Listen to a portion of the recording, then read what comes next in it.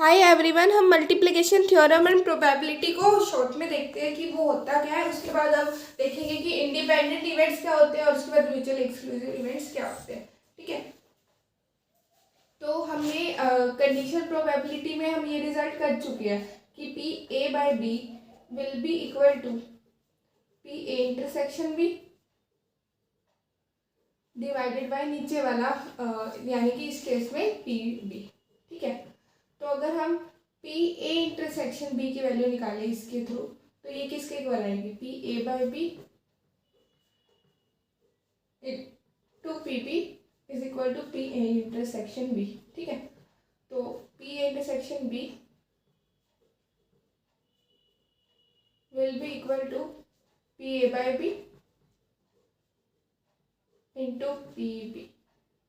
This is what multiplication theorem probability says. इसको ये जो हमने कंडीशनल प्रोबेबिलिटी में जो रिजल्ट आया था उसको हमने जस्ट यहाँ से मल्टीप्लाई कर दिया, इसलिए इसको मल्टीप्लिकेशन थ्योरम एंड प्रोबेबिलिटी कहते हैं।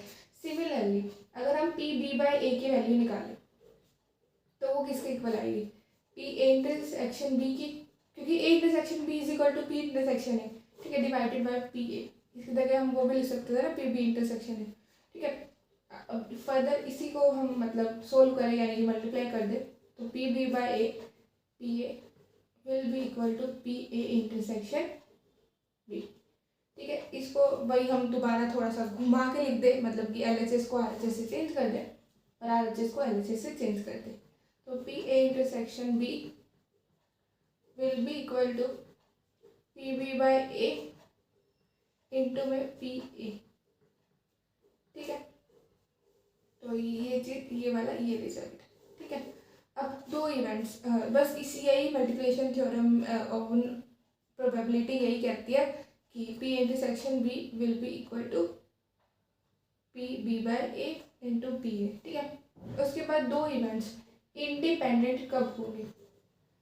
ठीक है, इसकी स्पेलिंग देख लेना, ए और बी मान लो दो इवेंट्स है और ये सेम रैंडम एक्सपेरिमेंट से एसोसिएटेड है, तो ये दोनों इंडिपेंडेंट तब होंगे जब ए की अकरेंस पे बी का कोई फर्क नहीं पड़ेगा और बी की अकरेंस पे ए का कोई फर्क नहीं पड़ेगा।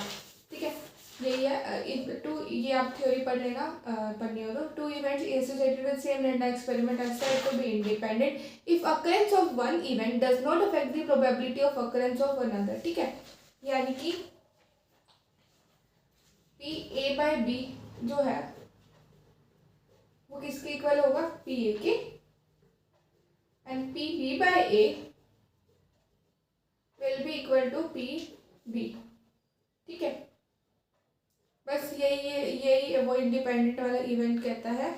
ठीक है, उसके बाद दो इवेंट्स ए और B associated with are said to be independent, ये वाला फॉर्मूला हमारे मोस्ट ऑफ द क्वेश्चन में काम आता है। दो इवेंट्स ए और बी इंडिपेंडेंट कब होंगे, जब P A intersection B will be equal to P A into में पी बी। ठीक है, ये फॉर्मूला हमारे मोस्ट ऑफ द क्वेश्चन में काम आता है कि अगर ए और बी इंडिपेंडेंट है तो ये फॉर्मूला जो है एप्लीकेबल होगा। ठीक है, मेन बात ये है। इसका प्रूफ जो है ये गिवन है, आप पोस्ट करके देख सकते हो, बट ये एग्जाम पॉइंट ऑफ व्यू से 1% भी इम्पोर्टेंट नहीं है। ठीक है, इसके बाद अगर ये तो सिर्फ ए और बी यानी कि सिर्फ दो इवेंट्स थे, मान लो कि एन नंबर ऑफ इवेंट्स है यानी कि A1 है, A2 है, अप टू AN है। ठीक है, तो अगर ये सब आपस में इंडिपेंडेंट है तो यही फॉर्मूले को आप एक्सटेंड करके लिख सकते हैं कि P A intersection P A1 intersection A2 intersection A3 intersection up to AN, यहाँ पे चाहे नहीं लगा, will be equal to P A1 into में पी A2 अप टू जो है पी AN। ठीक है, और कुछ इंपॉर्टेंट रिजल्ट्स हैं कि मान लो कि ए और बी दो जो है ना इंडिपेंडेंट इवेंट्स हैं। ठीक है, तो क्या होगा, ए और not B will also be independent to each other, not A and not B will also be independent to each other, and not A and B will also be independent to each other. ठीक है, अब दो events को mutually exclusive कब कहेंगे, दो events को mutually exclusive कब कहेंगे, जब उनमें ना जो कॉमन रहेगा वो क्या होगा, ठुल्लू, बाबू जी का ठुल्लू होता था ना, यानी कि मान लो ए और बी दो इंडिपेंडेंट इवेंट्स है, तो उनमें कॉमन क्या होगा, nothing is common between them, ठीक है। तो इसका मतलब क्या होगा, पी ए हम लिखते हैं ना, P A union B will be equal to P A plus P B